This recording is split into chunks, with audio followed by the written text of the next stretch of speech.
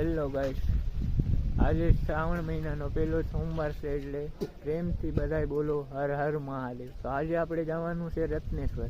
ચાલો રત્નેશ્વર રહીને દર્શન કરીએ ભોળાનાથ.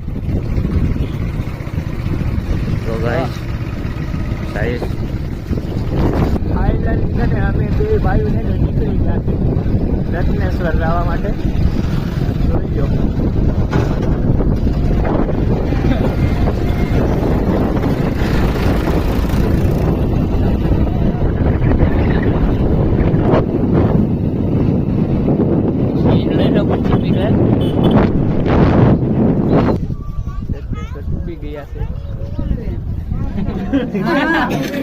સિસ્ટમ કે છે